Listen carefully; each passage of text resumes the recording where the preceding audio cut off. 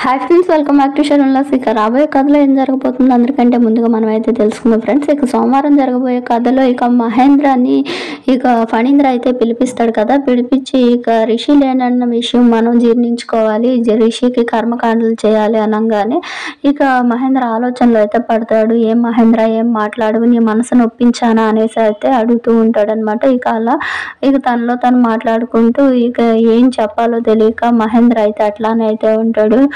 ఇక నువ్వు ఆలోచించుకో మహేంద్ర, రేపే ఈ కార్యక్రమం చేయాలి, వస్తారకు దగ్గరుండి చెప్పు, తను అసలు తట్టుకోలేదు అని చెప్పేసి అంటుంటే ఇక మహేంద్ర మాటలకి సైలెంట్గా అట్లానే ఉంటాడు ఫణీంద్ర అన్న మాటలకి. ఇంతలో ఇక ఒక్కసారిగా అయితే ఇక దేవయాని కూడా కల్పించుకొని ఏడుస్తూ, రిషి నా కన్న కొడుకు కంటే ఎక్కువగా చూసుకున్నాను, ఇలా అయిపోతాడని అస్సలు అనుకోలేదు అనేసి ఇక వీళ్ళు మాట్లాడుతూ ఉంటాడు అనమాట. ఇక శైలేంద్ర కూడా నటిస్తూ ఉంటాడు రిషి మీద ప్రేమ అంతా కూడా.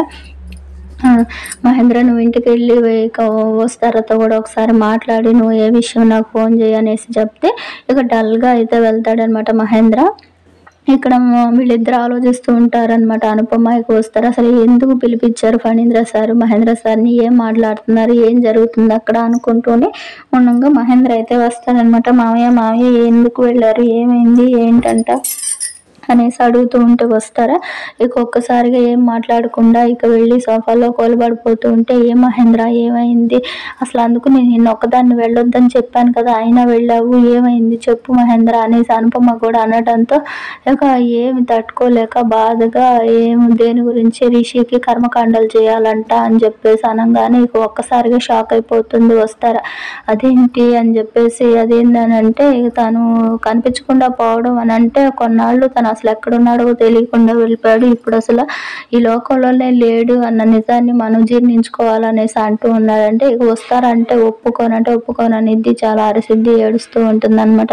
ఇంతలోకి మను అయితే వస్తాడు కదా. ఇక ఏమైందని చెప్పేసి అంటూ ఉంటే ఇక రిషి గురించి చెప్తూ ఉంటాడు. నిజానికి ఈ మను రిషి ఇద్దరు కమల పిల్లలు అయి ఉండొచ్చు, ఎందుకంటే అప్పుడు జగతికి ఇద్దరు పుడితే ఇక అనుపమ ఒక్కటైపోతుందని తను ఒంటరిగానే ఉండిపోయిద్ది కదా, ఎందుకంటే మహేంద్రని లవ్ చేసింది కదా. ఇక వాళ్ళ పెద్దమ్మ ఉంది కదా, అనుపమ వాళ్ళ పెద్దమ్మ, ఇక ఆవిడే వీళ్ళిద్దరిలో ఒకళ్ళని తీసుకొచ్చేసి ఇక పెంచినట్లుడో లేకపోతే దేవ్యాన్ని ఇద్దరు పుట్టారని చెప్పేసి ఇక ఏమైనా కుట్రగా చేస్తుంటే మనువును కాపాడిందో అనుపమ, దగ్గరుండి కాపాడి పెంచమని వాళ్ళ పెద్దమ్మ చేతికి పెట్టిందో ఏదో సమ్ ఫ్లాష్ బ్యాక్ అయితే ఉంటుంది. ఇక దాంతో అయితే బయటపడే అవకాశం అయితే ఉంటుంది. ఇక ఇప్పుడైతే రిషి కర్మకాండలు జరిపించకూడదని చెప్పి మను కూడా గట్టిగా చెప్తాడు. రిషి నన్ను పంపించాడు కదా ఇక్కడికి మీ కాలేజ్ కాపాడడానికి, అలాంటిది తనకి బతుకున్న వాళ్ళకి అలా చేస్తారా అని చెప్పేసి కాన్ఫిడెంట్గా అయితే చెప్తాడు. ఖచ్చితంగా రిషి వస్తాడని చెప్తాడు అనమాట.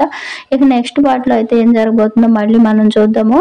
ఈ మనునే రిషి ఎక్కడున్నా వెతికి పట్టుకొని తీసుకురావడమో, లేకపోతే అసలు వీళ్ళిద్దరికి ఎక్కడో చిన్న లింక్ ఉండడం వల్ల తనని ఎక్కడన్నా సేఫ్గా ట్రీట్మెంట్ అలా చేయిస్తూ దాచిపెట్టి ఉండి కథ సుఖాంతం అయ్యే నాటికి రిషిని తీసుకొచ్చి ఎలాగో సినిమా షూటింగ్ అయితే కొంచెం ఫ్రీ అవుతాడు కదా, ఒక్కసారన్నా తీసుకొచ్చి కథని సుఖాంతం చేస్తే అలా అన్నా కొంచెం బాగుండు. మరి తన క్యారెక్టరే లేకపోతే ఇప్పుడు ఎట్లా, అసలు అలా బాగోదేమో. చూద్దాం నెక్స్ట్ పార్ట్లో మళ్ళీ ఏం జరగబోతుందో మళ్ళీ మనం చూద్దాం ఫ్రెండ్స్. ఏంటంటే ఇక్కడ మనుని ఇక రిషి ప్లేస్లో రీప్లేస్ చేశారు, ఓకే, మరి వసుధార ఊరుకోదు కదా, ఇక రిషి లేకుండా తన ప్రాణం పోయినట్టుగా అనిపిస్తుంది. అలా కూడా అసలు సీరియల్ ఏం బాగోదు. లాస్ట్కి అయినా వీళ్ళిద్దరిని కలిపేస్తే బాగుండు మను.